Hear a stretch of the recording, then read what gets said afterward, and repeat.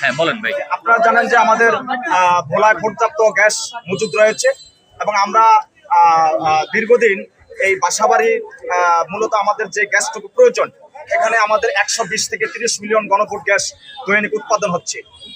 120 থেকে 30 মিলিয়নের মধ্যে বাসাবাড়িতে যে গ্যাস ব্যবহার করা হবে, আমাদের 1 থেকে 2 মিলিয়ন ঘনফুট গ্যাস বাসাবাড়ির জন্য বরাদ্দ দিলে আমরা সমগ্র ভোলাবাসী আমরা ব্যবহার করতে পারবো। জনতা অনেকগুলো গ্যাসের গাড়ি আটকে রেখেছে।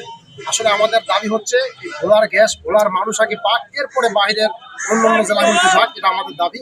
পাশাপাশি আমাদের এই ভোলাতে একটি হসপিটাল দরকার এবং সেতু দরকার।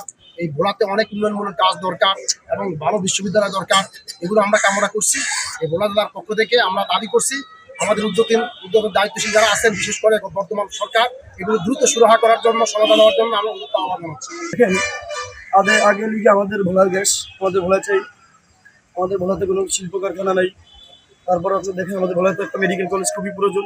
তারপরে ভোলা বরিশাল যে শিল্পটা সেটা খুব প্রয়োজন। তো আমাদের ভোলার গ্যাস ভোলায় না দিয়ে সেই গ্যাস বাইরে পাচার হইতে আছে। তো আমাদের দাবি লিগে একটি, যে আমাদের অনেকগুলো দাবি আছে, এর ভিতরে একটা দাবি মূলত যে আমাদের ভোলার গ্যাস আমরা ভোলা চাই আগে। তারপরে আপনি যেখানে মন খুশি সেখানে দেন, তাতে আমাদের কোনো আপত্তি নেই।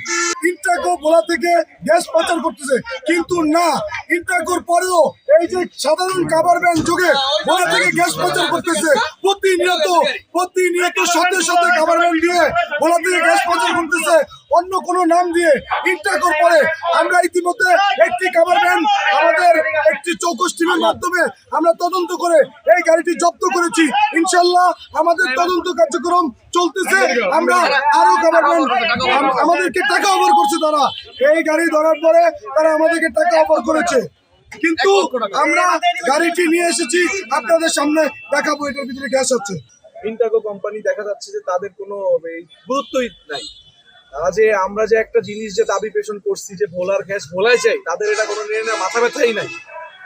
তো আমরা তার জন্য হচ্ছে যে ইন্টারকো কোম্পানির গাড়ি কালকে আটকেছি। আর আজকে যতগুলো হচ্ছে যে আমরা কালকে কর্মসূচি ছিলাম যে আমরা যতদিন না দাবি পূরণ হবে আমরা ভোলা থেকে কোনো গ্যাস বের হতে দিব না। তারই প্রেক্ষিতে আজকে যতগুলো গাড়ি আমরা ইন্টারকো পাইছিলাম আমরা সবগুলো জব্দ করছি।